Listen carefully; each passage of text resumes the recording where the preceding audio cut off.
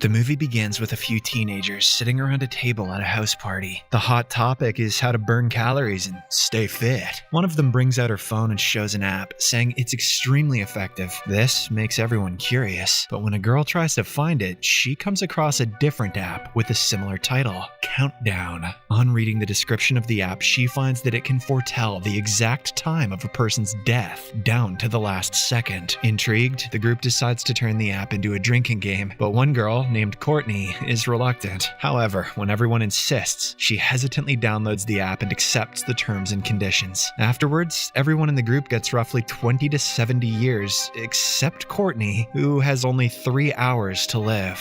But none of them take it seriously and make her drink all the beer as per the game's rules.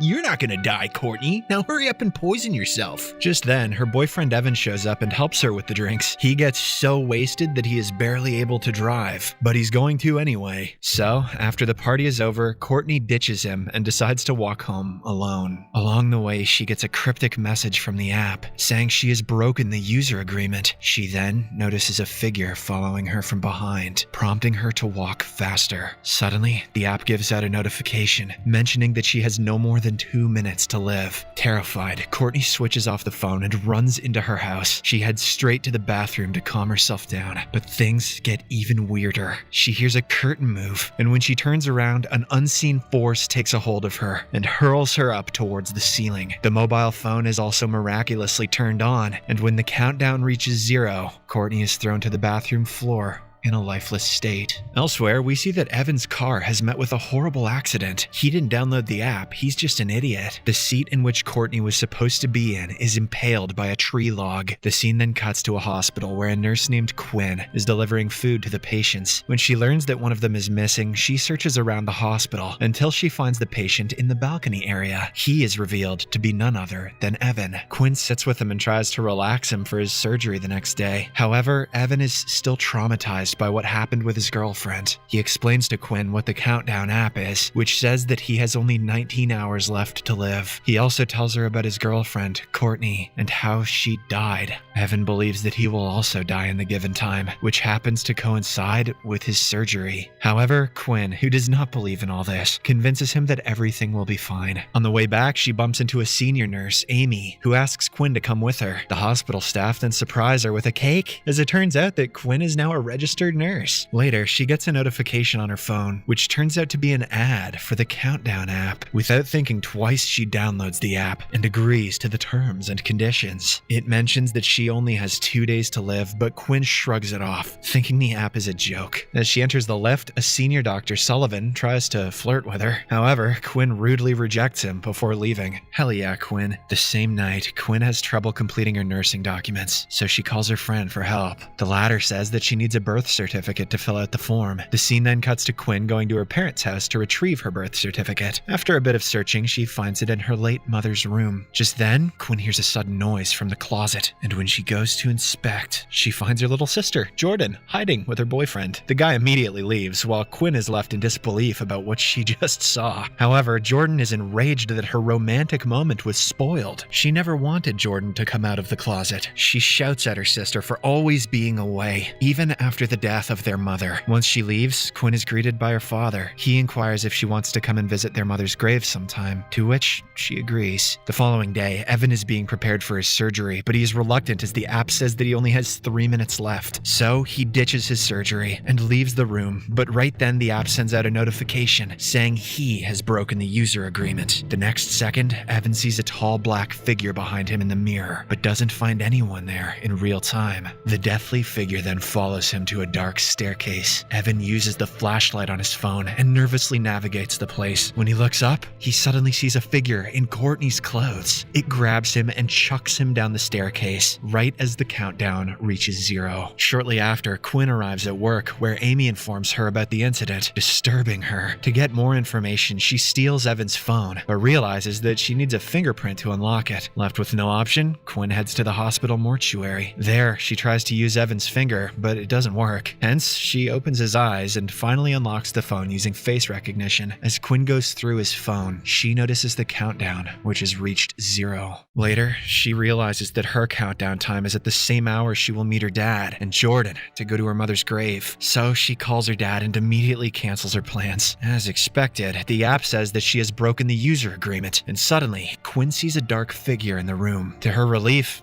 it is only Dr. Sullivan, who has come to ask her help with a patient and probably to hit on her again. The same night, Quinn tries her best to delete the app, but to no avail. Hence, she surfs the internet for solutions. She comes across different cases about the Countdown app, which only aggravates her worries. As she prepares to sleep, she suddenly sees a dead Evan on her bed. Fed up, she throws her phone to the ground, shattering it completely. But despite this, it still shows the countdown. This terrifies Quinn deeply, so she heads out to her car and falls asleep there. In the morning, Jordan wakes her up, and the two of them go to Quinn's apartment. Jordan wants to spend some time with her sister, but when Quinn refuses, stating that it isn't safe, she gets angry and storms off. Later, Quinn goes to an electronics shop and buys a new phone. She becomes relieved to find that the app isn't there. However, when she is about to leave, she gets a notification from the Countdown app on her new phone. Quinn frantically asks the shopkeeper to delete it, but he is unable to do so. Frustrated, she gets into her car, while a customer from the store named Matt asks the shopkeeper about the app Quinn was talking about. Meanwhile, as she is driving, Quinn suddenly sees a dark figure, causing her to ram her vehicle into another. The angry owner of the car is about to beat her up, but just then, Matt comes outside and saves her ass. He then reveals that he too is suffering because of the Countdown app. To discuss it further, the two enter a bar and think of a way to read the terms and conditions of the app. They learn that it only pops up when the app is freshly installed, so Matt convinces a drunk guy to download Countdown. When he reaches the terms and conditions page, Quinn starts reading them. They state that the players have to accept their fates no matter what, despite the ominous warning. The drunk guy accepts, and to everyone's surprise, he has a long countdown of 39 years. Meanwhile, thinking that demons are involved, Quinn and Matt go to the hospital to talk to the priest. However, he tells them to visit someone much more qualified and gives them an address. As they are about to leave, Quinn is called by Amy while Matt goes to the bathroom. There, he sees a barefoot child from beneath the stall, but doesn't pay much attention to it. Afterwards, as Matt washes his hands, he hears someone crying. When he goes to check, he sees the same kid walking through the stalls, as if there is nothing in between. Soon,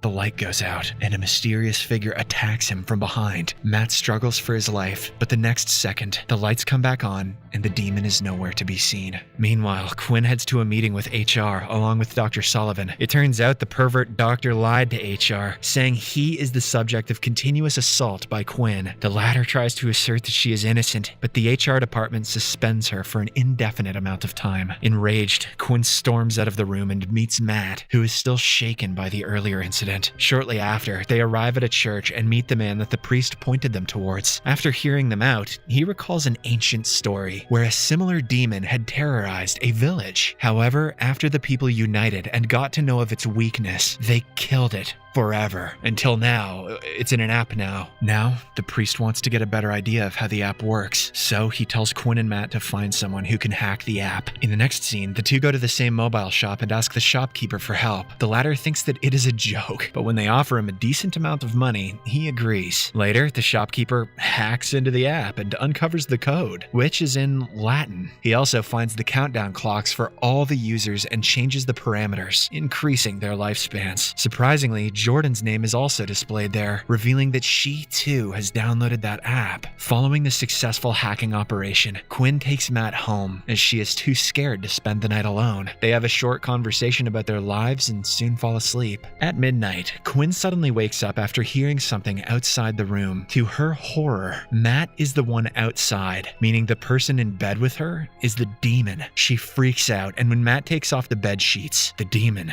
disappears. Unfortunately, both Matt's and Quinn's countdown goes back to their original numbers. Elsewhere, Jordan hears her phone ring in another room and goes to get it. When she notices the countdown, suddenly, the lights start to flicker and she hears her dead mom talking, and the very next second, the woman appears. Jordan almost has a heart attack and runs for her life, and luckily, Quinn and Matt arrive in the nick of time and rescue her. After this, the trio heads to the priest. There, he deduces from the app code that a curse has been put on them. Yeah, the code Toad told me that. The priest then explains that in order to lift the curse, someone with the Countdown app has to either die early or live longer than the countdown. As expected, they choose the second option, and the priest decides to help them out. He blesses some salt before making a holy circle to keep them safe from the demons. Sorry, this is actually pretty cool. After the procedure is complete, Matt finds out he has only 2 minutes left on the clock, so he steps aside for a second. Quinn accompanies him to console him, but they end up sharing an emotional kiss. All of a sudden, the lights go out and all of them rush inside the circle. The demon appears shortly after, and as planned, it cannot enter the circle. They won this round of saltpaper app demons. Suddenly, Matt's phone starts to blare, and he begins to see visions of his dead brother, who manipulates him out of the circle. The demon then immediately pulls him outside the building, and Quinn runs after him. But when the two reunite, Matt is abruptly run over by a car and killed. Devastated, Quinn returns to the house, only to find her sister bleeding from an apparent cut. So, she immediately rushes Jordan to the hospital. There, Quinn is approached by another nurse, who reveals that she too is a victim of Dr. Sullivan's abuse. She wishes that someone kills him in a gruesome manner. Hearing this, Quinn gets a brilliant idea. Since Sullivan also has the app, she plans to kill him prematurely, hoping that it will lift the curse. Later, Quinn manages to seduce him in his office and tells him to follow her to the closed section of the hospital. Once Sullivan falls into her trap, she attempts to inject him with a ton of morphine. But right then, Jordan arrives there looking for her. Suddenly, the doctor is dragged away by the demon to stop the premature killing. Quinn goes after them, while Jordan checks her phone, which reveals that she only has 2 minutes left to live. Meanwhile, Quinn finds Sullivan and is about to attack him, but the demon pushes her away, allowing the doctor to escape. After a while, the demon starts chasing after Jordan. Just as her time is about to run out, Quinn confronts it with a syringe pushed against her skin. The demon impersonates her dead mother, but Quinn is not fazed. She bravely injects herself with the morphine, killing her